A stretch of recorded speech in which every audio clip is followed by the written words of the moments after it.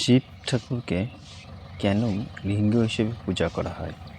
বন্ধুরা, আমার এই ভিডিওটি যদি তোমাদের ভালো লেগে থাকে তাহলে লাইক করবে, কমেন্ট করে জানাবে কেমন হয়েছে, আর সাবস্ক্রাইব করে পাশে থাকবে যাতে নতুন নতুন ভিডিও তোমাদের পেতে নোটিফিকেশনটা পেয়ে যাও। চলো বেশি কথা না বাড়িয়ে মূল ভিডিওটিতে যাওয়া যাক। হিন্দু পুরাণে সৃষ্টির সময় ব্রহ্মদত্ত আমাদের সকলের মধ্য দিয়ে চলমান শক্তি এবং মহাবিশ্বের সব কিছু সৃষ্টিকারী মহান শক্তি ভগবান শিব, ভগবান বিষ্ণু এবং ভগবান ব্রহ্মার রূপে নিজেকে প্রকাশ করেছিলেন। ব্রহ্মা ছিলেন স্রষ্টা এবং বিষ্ণু ছিলেন পালনকর্তা। তারা একসাথে কাজ করেছিলেন এবং ব্রহ্মাণ্ডের সব কিছু ঠিকঠাক ছিল। কিন্তু একবার ভগবান বিষ্ণু এবং ভগবান ব্রহ্মার মধ্যে ঝগড়া হয়েছিল। ভগবান বিষ্ণু বললেন, ব্রহ্মা, আমি পালনকর্তা, আমি তোমার চেয়েও শক্তিশালী। ভগবান ব্রহ্মা নাক ডাকলেন, আমি যদি কিছু সৃষ্টি নাই করতাম তাহলে এতে তোমার ভূমিকা কোথায়? আরও লোকে আমার পূজা করে। ভগবান বিষ্ণু রেগে গেলেন। তখন লড়াই হাতছাড়া হয়ে যাওয়ার আশঙ্কা দেখা দিল। ভগবান শিব দেবতাদের বললেন যে তিনি এই সমস্যার সমাধান করবেন এবং দেবতাদের শান্তিতে থাকতে বললেন। যখন ভগবান বিষ্ণু এবং ভগবান ব্রহ্মা একে অপরের দিকে ক্রুদ্ধভাবে তাকিয়েছিলেন, তখন তাদের সামনে একটি বিশাল স্তম্ভ অগ্নুৎপাতিত হলো। এই স্তম্ভটি হলো এত লম্বা যে ছিল যে ভগবান বিষ্ণু বা ভগবান ব্রহ্মা কেউই এর শুরু বা শেষ দেখতে পাননি। তাদের লড়াই ভুলে গেল, দুই দেবতা একত্রিত হয়েছিল। এটা কি? বিষ্ণু, তুমি কি? ব্রহ্মা স্তম্ভের দিকে ইশারা করে জিজ্ঞাসা করলেন। বিষ্ণু মাথা নাড়ালেন। ভগবান ব্রহ্মা বললেন, চলো আমরা খুঁজে বের করি এই স্তম্ভ কত বিশাল, আমি চূড়ায় যাব। ভগবান বিষ্ণু মাথা নাড়লেন, আমি নিচে যাব। ব্রহ্মা রাজহাঁসের উপর ধারণ করে উপরে উঠেও গেলেন। অন্যদিকে ভগবান বিষ্ণু বরাহ অর্থাৎ শূকরের রূপ ধারণ করে স্তম্ভের শেষ প্রান্তটি খুঁজে বের করার জন্য খনন করতে গেলেন। ব্রহ্মা বারবার উড়ে গেলেন, কিন্তু স্তম্ভটি কখনো শেষ হচ্ছে বলে মনে হলো না। এটা কি এবং এটি কতক্ষণ স্থায়ী হতে পারে? ব্রহ্মা বললেন। হঠাৎ ভগবান ব্রহ্মা অন্য কিছু ভাবলেন। বিষ্ণু যদি স্তম্ভের নিচে পৌঁছাতে সক্ষম হন, যদি তিনি আগে ফিরে আসেন, তাহলে তিনি আমাদেরকে মজা করবেন এবং বলবেন যে তিনি আমার চেয়েও ভালো। ভগবান ব্রহ্মার নতুন প্রাণ শক্তিতে উঠতে শুরু করলেন, কিন্তু তিনি এখনও স্তম্ভের শেষ খুঁজে পেলেন না। ব্রহ্মা উঠতে উঠতে স্তম্ভের উপর একটি সুন্দর কেতকী ফুল দেখতে পেলেন। সে ফুলটা তুলে নিল। তুমি এত সুন্দর, তুমি এখানে কি করছো কেতকী?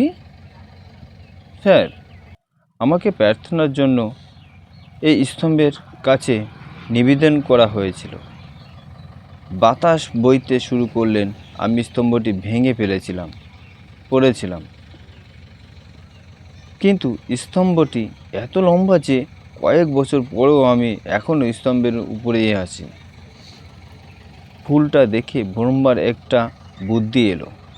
কেতকী, তুমি এই স্তম্ভের উপরে ছিলে, আমি চাই তুমি আমার জন্য কিছু করো। তুমি কি আমার জন্য মিথ্যা বলতে পারো? ফুলটি সন্দেহের দৃষ্টিতে ভগবান ব্রহ্মার দিকে তাকালেন। ভগবান ব্রহ্মা ভীত সন্তুষ্টভাবে হেসে বললেন, দেখো, আমি বিষ্ণুর সাথে বাজি ধরেছিলাম কে ভালো তা নিয়ে। এই সময় এই স্তম্ভটি আমাদের মাঝখানে এসে পড়ে। আমি উপরের দিকে তাকাতে গেলাম এবং বিষ্ণু নিচের দিকে তাকাতে গেল। যদি আমি তোমাকে ফিরিয়ে নিয়ে বিষ্ণুকে বলি যে আমি আমি উপরের খুঁজে পেয়েছি এবং তুমি ওই একই কথা বলেছ, আচ্ছা, আমি বিষ্ণু চেয়েও শক্তিশালী দেবতা হয়ে উঠব। ভগবান ব্রহ্মা হতাশ হয়ে বললেন, কেতকী। ফুল ধীরে ধীরে মাথা নাড়লেন। ঠিক আছে, আমি তোমার গল্প সমর্থন করব। আনন্দের বিষয় হলো ভগবান ব্রহ্মা ফুলটি তার ঠোঁটে করে নিয়ে উড়ে গেলেন এবং ফিরে গেলেন। তিনি ভগবান বিষ্ণুর সাথে দেখা করলেন, যিনি শুকুরের আকারে এখনও স্তম্ভের নিচে পৌঁছাতে না পেরে ভিত্তি খুঁড়লেন। ক্লান্ত ভগবান বিষ্ণু খনন থেকে বেরিয়ে এসে ব্রহ্মার সাথে দেখা করলেন।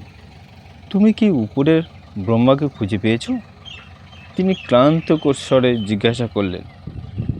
ভগবান ব্রহ্মার গর্ভের সাথে ফুলটি টেনে টেনে বের করে বললেন, হ্যাঁ, আমি স্তম্ভের শুরু দেখেছি। ভগবান বিষ্ণু অবিশ্বাস্য দৃষ্টিতে তাকালেন যখন ভগবান ব্রহ্মা বলতে লাগলেন, এবং এর প্রমাণ হিসাবে আমি এটি ফিরিয়ে এনেছি। তিনি কেতকী ফুলটি স্তম্ভের উপরে রেখে বললেন, এই ফুলটি স্তম্ভের শীর্ষে ছিল এবং আমি এটি ফিরিয়ে এনেছি। আচ্ছা। ভগবান ব্রহ্মা অগ্নিদগ্ধভাবে ফুলটির দিকে তাকালেন। কেতকী ফুল বলল, হ্যাঁ, ভগবান বিষ্ণু, ভগবান ব্রহ্মা সত্য।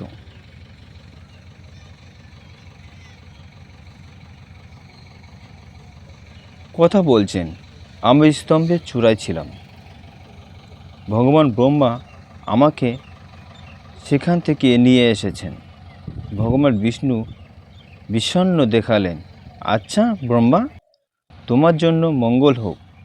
আমি এখনও তলদেশে যেতে পারিনি। আমি খনন করছি আর খনন করছি। স্তম্ভটি শেষ হচ্ছে বলে মনে হচ্ছে না।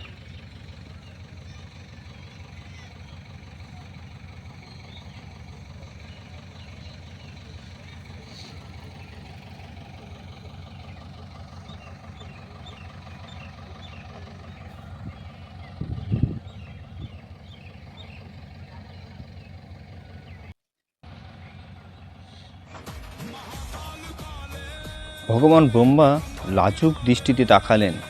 তার মানে আমি? ব্রহ্মা অবাক হয়ে গেলেন। স্তম্ভটি ভেঙে গেল। স্তম্ভের ভেতর থেকে বেরিয়ে এলেন সুন্দর 3 চোখের দেবতার শিব। শিব তার সমস্ত জাঁকজমক ও শক্তি নিয়ে তাদের সামনে আবির্ভূত হওয়ার ভগবান বিষ্ণু এবং ভগবান ব্রহ্মা হতবাক হয়ে গেলেন।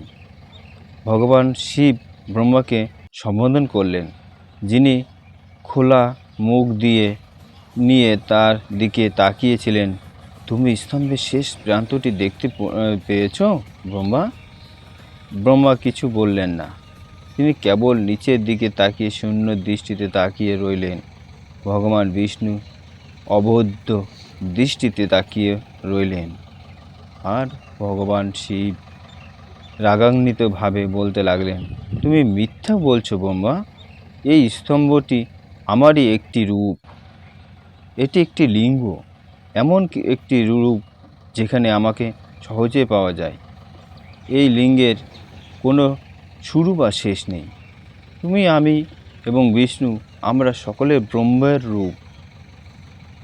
আমাদের প্রত্যেকেরই একটি কাজ আছে, সৃষ্টি, সংরক্ষণ এবং ধ্বংস। আমাদের মধ্যে যে কে ভালো তা নেই। ভগবান শিব রেগে বললেন, আমাদের একসাথে কাজ করতে হবে, একে অপরের সাথে লড়াই করতে হবে না।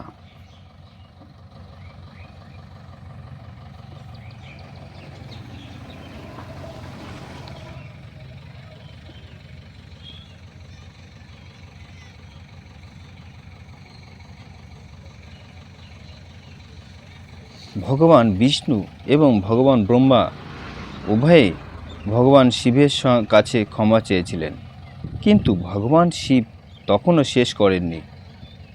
ব্রহ্মা, তোমার মিথ্যাচারের জন্য আমি তোমাকে অভিশাপ দিচ্ছি। আমাদের মতো আর কখনো তোমার পূজা হবে না। আর তুমি কেতকী ফুলটি বতুটি হয়ে উঠলে ভগবান শিব গর্জন করে বললেন, এখন থেকে তোমাকে আর কখনো প্রার্থনায় নিবেদন করা হবেও না। ভগবান ব্রহ্মা এবং ফুল উভয়ে আপত্তি করার সাহস করেননি।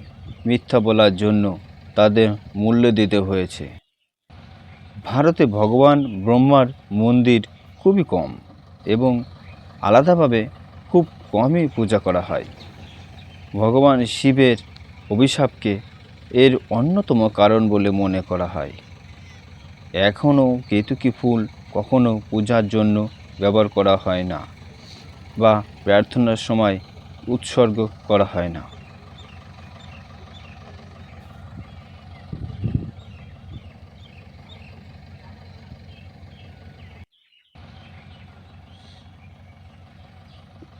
ভগবান শিবকে সর্বদা লিঙ্গের আকারে প্রার্থনা করা হয়, যাকে তার প্রতীক হিসাবে বিবেচনা করা হয়। যে রূপে তিনি প্রথম ভগবান বিষ্ণু ভগবান ব্রহ্মার মধ্যে লড়াই বন্ধ করার জন্য আবির্ভূত হয়েছিলেন। এটাই হলো ভগবান শিব বা ভগবান এই ছিল শিব ঠাকুরের লিঙ্গরূপের আবির্ভূত। শিব ঠাকুরকে এই কারণে লিঙ্গ হিসেবে পূজা করা হয়। তোমাদের এই ভিডিওটি যদি ভালো লেগে থাকে বন্ধুরা, তাহলে লাইক করবে, কমেন্ট করে জানাবে এই ভিডিওটি কেমন লাগলো, আর সাবস্ক্রাইব করে পাশে থাকবে। রাধে রাধে।